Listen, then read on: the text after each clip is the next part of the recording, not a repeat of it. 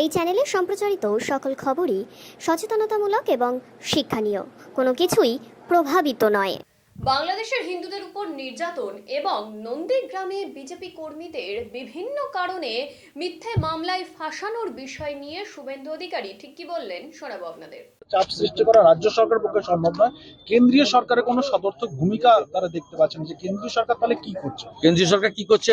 কেন্দ্রীয় সরকার যথেষ্ট কম্পিটেন্ট। পার্লামেন্টে বলেছে, এক্সটার্নাল অ্যাফেয়ার্স মিনিস্ট্রি থেকে বলা হয়েছে, ভারতবর্ষের পররাষ্ট্র সচিব ঢাকার মাটিতে গিয়ে বলে এসেছেন, ইনারা দয়া করে 600 কিলোমিটার বেড়া নেই জমিটা দিতে বলুন, আর পুলিশ আর বিএসএফ এর কোঅর্ডিনেশন বাড়াতে বলুন।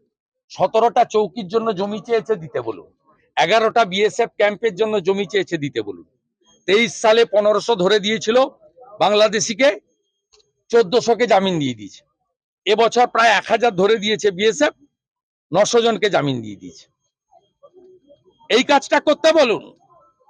জ্ঞান না দিয়ে 600 কিলোমিটার যে জমি, সে জমিটা হ্যান্ডওভার করতে বলুন না।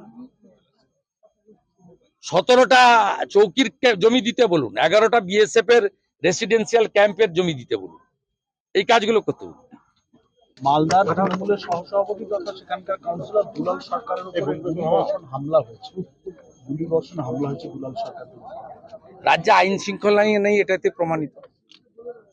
শুধু সাধারণ মানুষ নয়, বিজেপির নেতাকর্মী নয়, তৃণমূলের হিন্দু নেতাকর্মীরাও আক্রান্ত হচ্ছেন। কলকাতার বুকে সুশান্ত ঘোষ কাউন্সিলর আক্রান্ত হয়েছেন, সন্দেশখালীতে সুকুমার মাহাতো আক্রান্ত হয়েছে, মিনাখার এমএলএর উপর আক্রমণ হয়েছে, আজকে দুলাল সরকারের উপর আক্রমণ হয়েছে। এটা হচ্ছে মমতা ব্যানার্জির অপদার্থতার জন্য। 2021 সালে বিধানসভা ভোটে ভারতীয় জনতা পার্টির ওই ওল্ড মালদার প্রার্থী এমএলএ যিনি পরে জিতেছেন, গোপাল সাহার উপরও গুলি চলেছিল। বাংলাদেশের বর্ডার এলাকা, চাঁপাই নবাবগঞ্জ কাছেই, একদম কয়েক কিলোমিটার দূরেই চাঁপাই নবাবগঞ্জ, মহতিপুর বর্ডার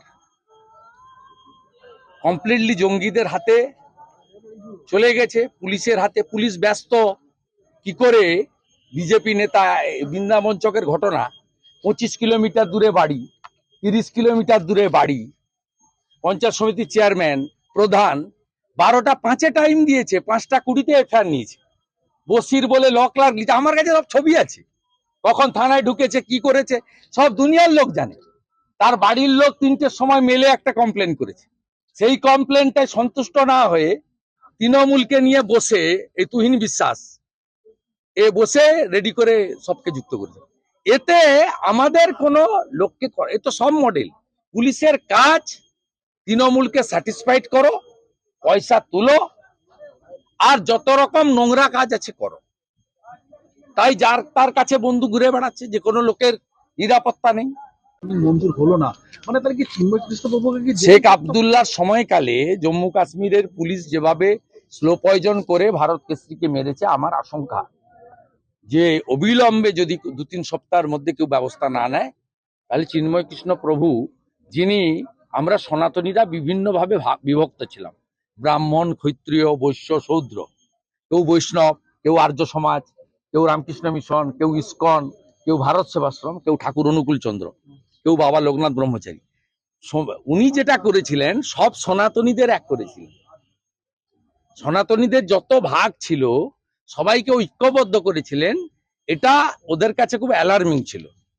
তাই উনাকে আটকে রেখে প্রায় 2 কোটি সনাতনী, তাদের উপর দমন পীড়ন, ধর্ম পরিবর্তন করতে বাধ্য করা, ভারতে চলে যেতে বাধ্য করা, এই কাজগুলো করে হিন্দুদের মুছে ফেলতে চায়। এ লড়াই বাঁচার লড়াই নয়, এ লড়াই বাংলাদেশ এবং এপারের পশ্চিমবঙ্গের হিন্দুদের অস্তিত্ব রক্ষার লড়াই।